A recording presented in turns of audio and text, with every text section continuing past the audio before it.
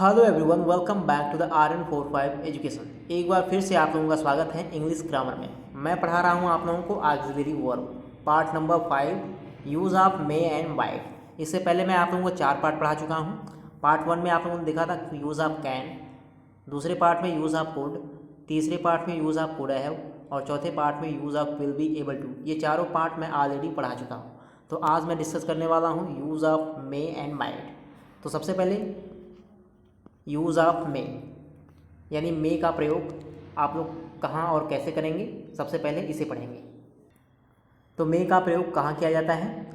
Possibility या संभावना व्यक्त करने के लिए मे का प्रयोग किया जाता है। ठीक है, पॉसिबिलिटी दिखाने के लिए मे का यूज़ जो है किया जाता है और मे के साथ क्रिया की फर्स्ट फॉर्म यूज करेंगे। ठीक है, क्रिया का पहला रूप आता है मे के साथ। तो ये दोनों चीज़ें आप लोग ध्यान रखिएगा। संभावना व्यक्त करने के लिए मे का प्रयोग किया जाता है और मे के साथ क्रिया की पहली फॉर्म लगाते हैं।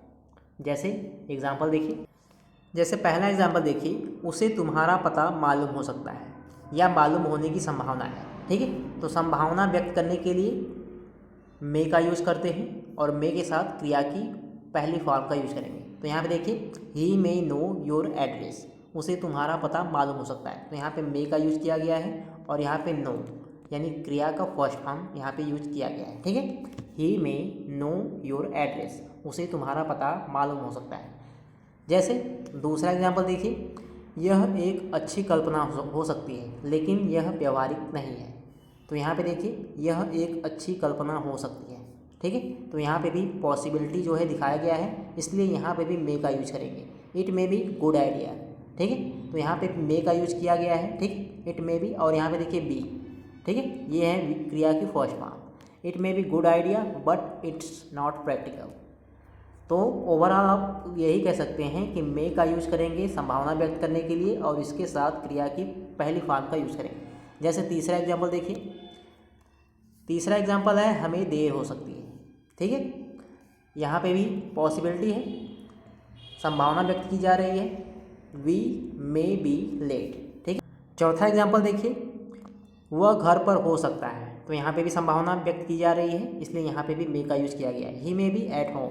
ठीक है, तो मे का यूज अभी आप लोगों ने देखा कहाँ पे करते हैं, संभावना व्यक्त करने के लिए और इसके साथ क्रिया की फर्स्ट फॉर्म लगाते हैं। तो और भी देखिए, और कहाँ कहाँ पे मे का यूज करते हैं।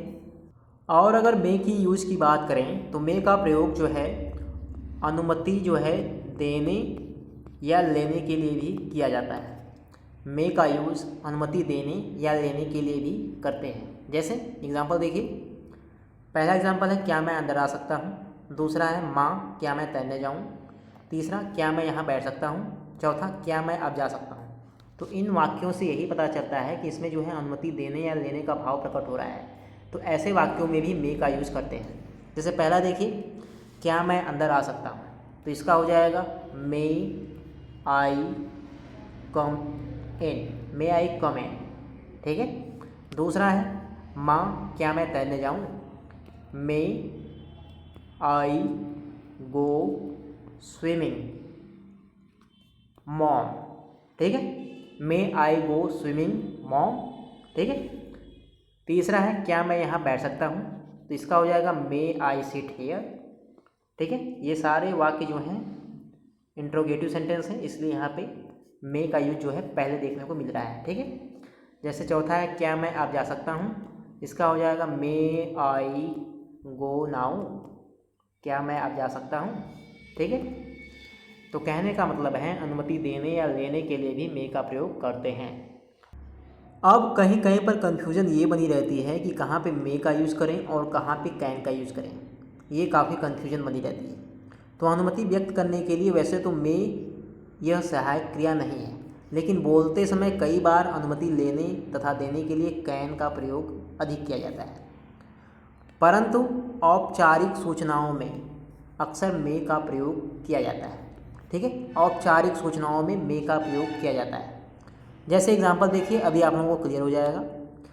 पहला एग्जांपल है 10 साल से छोटे बच्चों को इस हाल में जाने की अनुमति नहीं है। यानी कोई हाल है, उसमें ये रूल बनाया गया है कि 10 साल से छोटे बच्चे उसमें नहीं जा सकते। ठीक है। तो यानी कह सकते हैं यहाँ औपचारिक सूचनाओं में मे का यूज किया जा सकता है। ठीक है। अब यहाँ पे देखिए मे का यूज किया गया है। Children under 10 may not go in this hall. जैसे दूसरा एग्जाम्पल देखिए, पाठक एक बार में एक ही किताब ले जा सकते हैं। तो ये वहाँ पे ये रूल बनाया गया है। ठीक है। और इसी को नाम दिया गया है औपचारिक सूचनाएं। औपचारिक सूचनाओं में मे का यूज जो है नहीं किया जाता है। तो readers may borrow only one book at a time. ठीक है। अब आप लोगों को क्लियर हो गया होगा कि कहाँ पे मे का यूज करना है और कहाँ पे कैन का यूज करना है।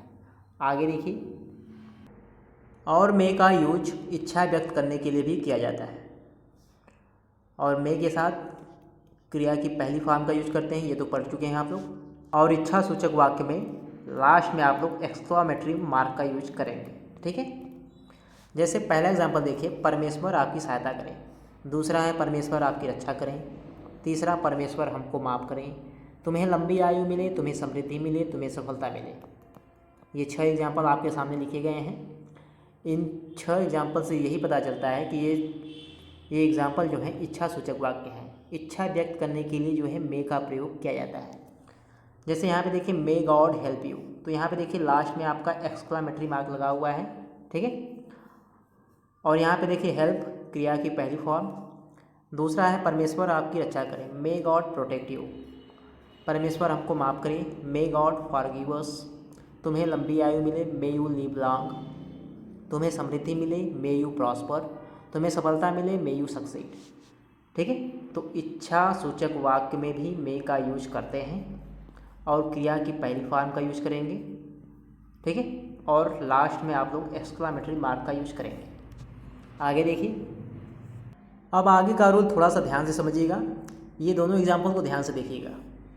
पहला है क्या वह घर पर हो सकता है, और दूसरा है उसके कब आने की संभावना है। ये दोनों वाक्य जो हैं प्रश्नवाचक वाक्य हैं। ये तो देखने से ही क्लियर हो रहा है। ठीक है। अभी आप लोगों ने पीछे पढ़ा था, वह घर पर हो सकता है, ही मे बी एट होम। ठीक है। पॉसिबिलिटी व्यक्त करने के लिए मे का यूज करते हैं और क्रिया की पहली फॉर्म का यूज करते हैं। यही पढ़ा था आपने पीछे। लेकिन यहाँ पे देखिए, ये प्रश्नवाचक वाक्य है और यहाँ पे लगा है लाइकली टू। ठीक है। यहाँ पे लाइकली का यूज किया गया है, is he likely to be at home. और यहाँ पे देखिए मे का यूज क्यों नहीं किया गया है, ये आप लोग थोड़ा सा ध्यान दीजिएगा। तो रूल ये कहता है कि वाक्य के शुरू में जो है प्रश्नवाचक वाक्य के प्रारंभ में सामान्यतः मे का प्रयोग नहीं करते हैं। ठीक है। प्रश्नवाचक वाक्य के प्रारंभ में मे का प्रयोग नहीं करते हैं। और यहाँ पे इसीलिए इज ही लाइकली लगा हुआ है, लाइकली का प्रयोग किया गया है, is he likely to be at home. दूसरा एग्जाम्पल देखिए, उसके कब आने की संभावना है। अब यहाँ पे ये जो सेंटेंस शुरू हो रहा है ये प्रश्नवाचक शब्द से ही शुरू हो रहा है। तो यहाँ पे मे का यूज जो है सही है, व्हेन मे ही कम। ठीक है। लेकिन प्रश्नवाचक वाक्य के प्रारंभ में जो है मे का यूज नहीं करेंगे। वहाँ पे किसका यूज करेंगे, बी लाइकली टू या डू यू थिंक, इसका यूज करेंगे। ठीक है। अब इसी वाक्य को इस प्रकार भी लिख सकते हैं, do you think he will be at home या is he likely to be at home. ठीक है। लेकिन यहाँ पे देखिए दूसरे एग्जाम्पल में उसके कब आने की संभावना है, व्हेन मे ही कम। यहाँ पे भी आप लोग बी लाइकली टू या डू यू थिंक का प्रयोग कर सकते हैं। ठीक है। लेकिन इस केस में नहीं कर सकते हैं, पहले वाले केस में। ठीक है। तो ये आप लोग ध्यान दीजिएगा। अब देख लीजिए थोड़ा सा माइट का यूज कहाँ पे करते हैं। वैसे तो मे और माइट का यूज लगभग सेम है, लेकिन मैं आप लोगों को जानकारी के लिए थोड़ा सा डिफरेंट बता देता हूँ माइट का यूज कहाँ पे करते हैं। तो माइट का यूज वहाँ पे करते हैं जहाँ पे कम संभावना व्यक्त की जाए, यानी कह सकते हैं कम संभावना व्यक्त करने के लिए माइट का प्रयोग किया जाता है। जैसे वह शायद भूखा होगा। दूसरा है मुझे समय मिला तो मैं वहाँ जा सकता हूँ। तो इन दोनों वाक्यों में जो है कम संभावना व्यक्त की जा रही है, तो यहाँ पे यूज करेंगे माइट का। पहला है वह शायद भूखा होगा, ही माइट बी हंग्री। और यहाँ पे भी जो है क्रिया की पहली फॉर्म का ही यूज करेंगे। दूसरा है मुझे समय मिला तो मैं वहाँ जा सकता हूँ, I might go there if I get time. ठीक है। तो माइट का प्रयोग कहाँ पे करते हैं, कम संभावना व्यक्त करने के लिए माइट का यूज किया जाता है। और थोड़ा सा एक और इम्पॉर्टेंट चीज़ समझ लीजिए, अनुमति लेने के लिए मे के स्थान पे माइट का प्रयोग किया जा सकता है। माइट के प्रयोग से पूछने वाले को थोड़ी सी हिचकिचाहट व्यक्त होती है। ठीक है। यानी मे के स्थान पे माइट का यूज किया जा सकता है, लेकिन माइट के प्रयोग से पूछने वाले को थोड़ी सी हिचकिचाहट व्यक्त होती है। जैसे पहला एग्जांपल देखिए, क्या मैं तुम्हारी साइकिल ले जाऊं? तो इसमें जो है हिचकिचाहट व्यक्त हो रही है, might I take your bicycle. दूसरा है, क्या मैं एक सवाल पूछूं? Might I ask a question. तो ऐसा नहीं है कि यहाँ पे मे का यूज नहीं किया जा सकता है, किया जा सकता है, लेकिन अगर पूछने वाले को थोड़ी सी हिचकिचाहट व्यक्त होती है तो वहाँ पे माइट का यूज कर सकते हैं। ठीक है, तो ये था पार्ट नंबर 5, जहाँ पे मैंने आप लोगों को पढ़ाया use of May and might.